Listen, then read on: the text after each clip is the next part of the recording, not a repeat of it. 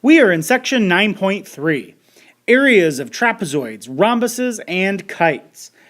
Page 568, where it says essential understanding, it says vocab word, the height of the trapezoid is the perpendicular distance between the bases.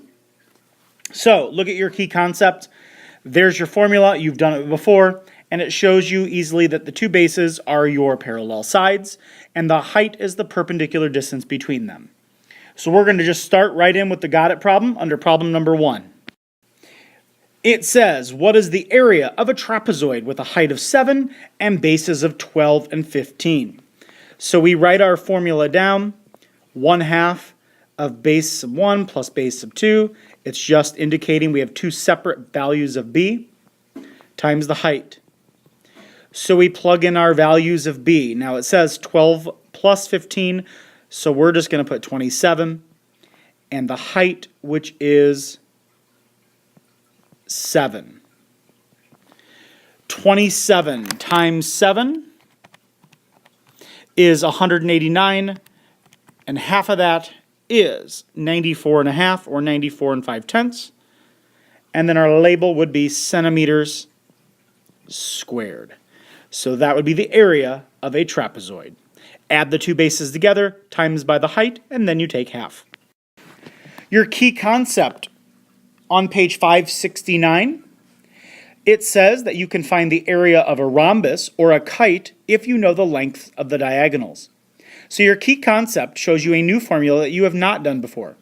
The area of a rhombus or a kite is half the product of the lengths of the diagonals. 1/2 of diagonal 1 times diagonal 2.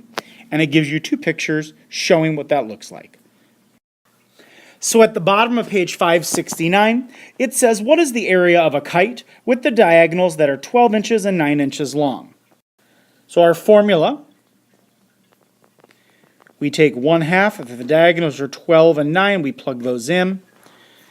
12 times 9 is 108, and we take half of 108, which gives us 54.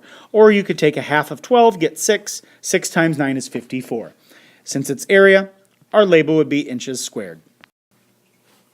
If you turn the page to the top of page 570, let's do number 3 together.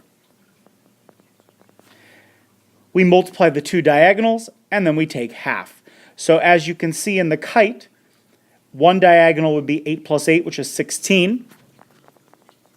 The other diagonal is 2 plus 8, which is 10. We take a half of 16 times 10. That would be 80. Or we could take 16 times 10 and take a half. And our label would be squared inches. On page 570, problem 3 under the got it is now finding the area of a rhombus. Now, it says a rhombus has sides of 10 centimeters long. If the length of the longer diagonal is 16 centimeters, what is the area of the rhombus?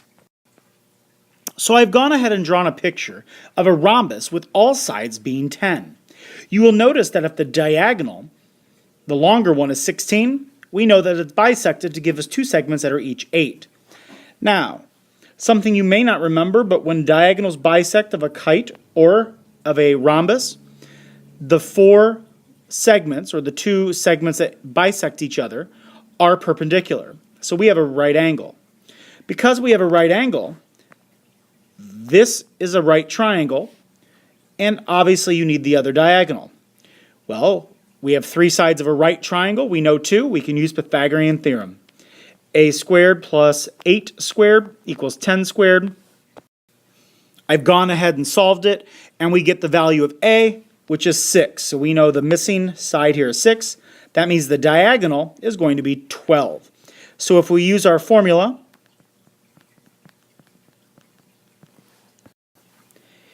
and I use the formula here, I plugged in my diagonals of 16 and 12, and I took half of that, and the answer for the area of this rhombus is 96 squared centimeters.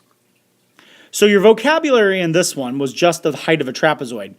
You don't need to write that down because that vocabulary, it's the height. You already know what the height is. There's no need to review that.